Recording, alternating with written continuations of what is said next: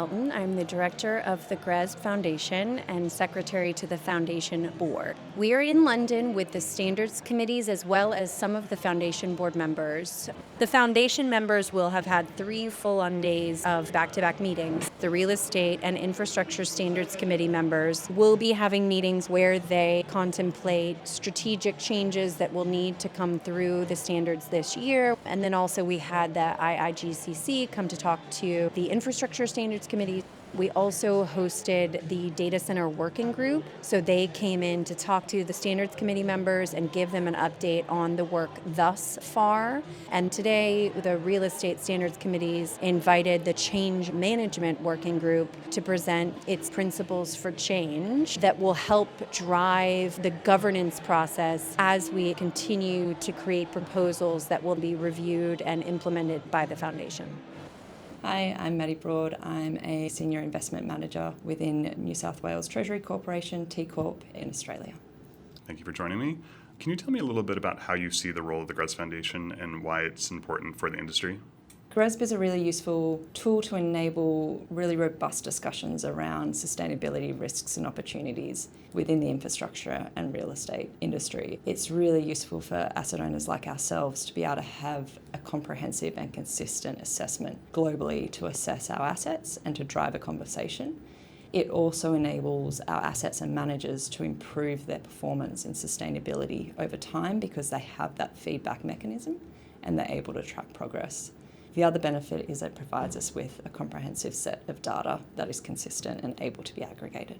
And as a member of the Infrastructure Standards Committee, can you tell me, when you think about the key priorities that the Foundation has for 2025, which ones do you see as most important or most relevant?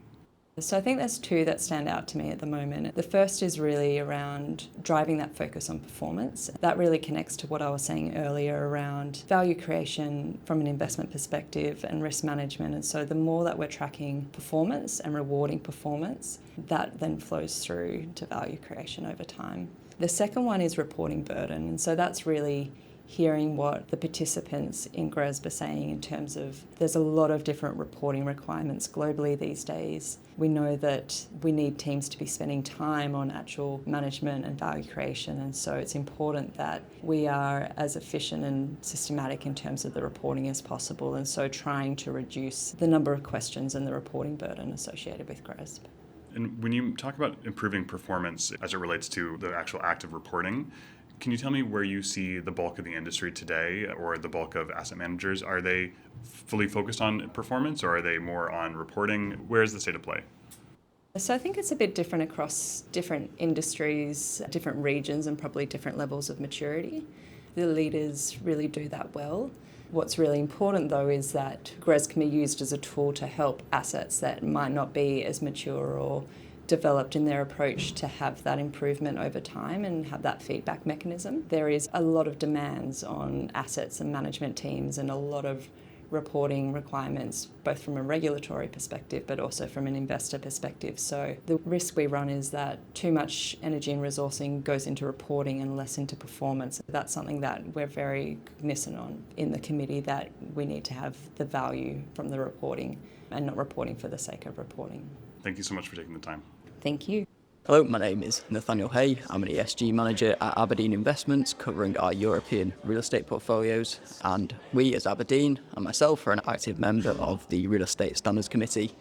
I think the GRESB Foundation has a huge role to play here, in that GRESB is the single most recognised ESG standard for real estate.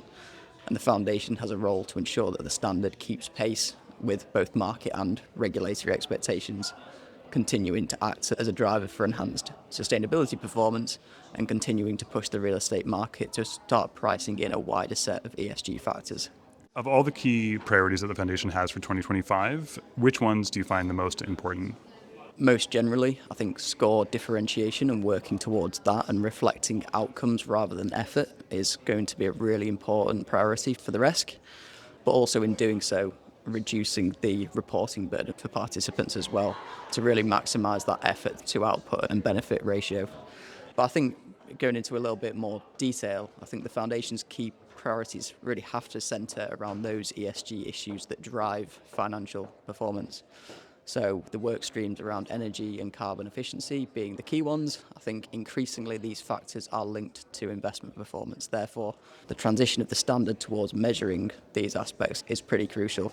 And hopefully, as we do that, the GRESB benchmark, the GRESB standard can result in a clearer correlation between carbon, energy efficiency and investment performance as well. What other topics are you looking at right now, either in your role or in the foundation working group? I think a key one has to be embodied carbon, supporting the market in transitioning towards pricing in embodied carbon. Embodied carbon is a huge part of the carbon emissions pie, and that is one of the reasons why the GRESB Foundation, the GRESB standard, is going to increasingly reflect performance as it relates to embodied carbon. There is a significant focus on operational carbon, and that is the right thing to do, but we also need to have one eye on embodied carbon as well. Picking that up for a moment, when have you started seeing a shift between thinking about or measuring embodied carbon to actually doing something tangible with it from a strategic or investment decision perspective? Do you see a moment in time where people have started to shift focus? Yeah, definitely. I think there is a little bit of a way to go, though. So we have always been focused on operational carbon, but sometimes the interventions that we need to make to a building to reduce operational carbon to the level we need it to be at results in higher embodied carbon emissions and more carbon emitted to the atmosphere than would have been emitted if we'd have just left that building well alone. And I think people are starting to realise that. And the more that is taken into account in retrofits and refurbishments of buildings, I think the more it will be recognised and the more it will be factored into value. If we turn to the future, what excites you about the state of sustainability in the industry, or what are you most looking forward to seeing develop? So I think what excites me about the future of sustainability in real assets are really those macro ESG themes and seeing progress against those. So climate, nature and social value, which I think are increasingly the three most material aspects to real estate investment performance as far as ESG is concerned. These macro themes are very distinct, but they're also interlinked, and I think they're going to shape the built environment as we go forward, and we're going to hopefully work towards reflecting that to the best degree possible through the GRESB standard. Thanks so much for joining me. Thank you. My name is Manuel Arregui. I'm the CEO of AINDA, Energía e Infraestructura. Can you tell me a little bit about how you see the GRESB Foundation and what role it plays in the industry? In the infrastructure and energy space, there are huge benefits in terms of our fiduciary responsibility, in terms of measuring yourself against the world standard of ESG for several reasons. One, it helps you identify and manage risk better. Two, it helps you have a more robust corporate governance, understanding corporate governance not only in the sense of governing bodies, committees or boards, but also in terms of policies, procedures, compliance, transparency, compensation. If you align all of them, you become a much more robust organization. And third but not least is there's huge value migration in the infrastructure and energy space. It has greatly helped us understand new opportunities that we wouldn't be if we were not assessing the implications of ESG in the broader sense and the implications of where the world needs to move in order to become more responsible. When you think about the priorities that the foundation's currently focused on, can you tell me which ones you find to be most important?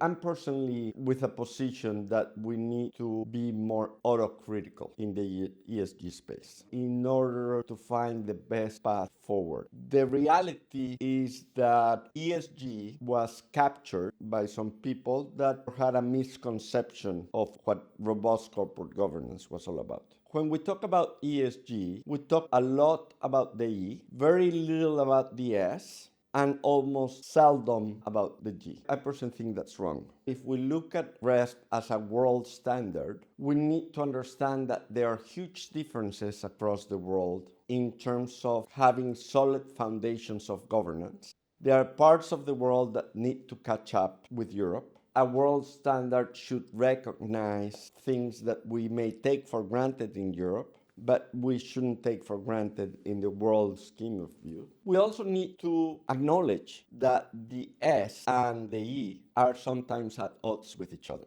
especially in the developing world. When you look at the infrastructure industry, do you see the organizations in the industry focused more on the process of reporting, the process of trying to understand where they sit, or focused on driving improvement? We joined GRESB because we strongly believe that in order to improve, you need to measure yourself, and that it's a process. However, I am worried that just as the stock market has created a distortion in terms of quarter by quarter results and not looking at the long term, people are so focused on this year's result and not the whole process that you have exclusion. Let me give you an example of a building. You can have a building facing south or a building facing north, and the energy consumption is going to be completely different. If that building is in a warm climate, do we want the people who have joined GRESB to only buy buildings facing north instead of buying the buildings facing south and fixing them so that they reduce the energy consumption? Looking towards the future, are there any topics that you're particularly interested in having be addressed by the foundation? One huge step forward has been TCFD. Having people assess the risks is a very good first step towards understanding the implications of what's going on and creating the momentum for change. We're still a little bit far from people understanding that when you have potential frequency of events, the insurance market does not fully cover the long-term risk. Because premiums are going to go up and there's going to be a moment in time in which that particular risk may become uninsurable. Part of the reason why people have not realized the scenarios is because net zero is a double-edged sword. Net zero is selling what if we do everything right? And we're not paying enough attention to what happens if we continue on the road we're on right now.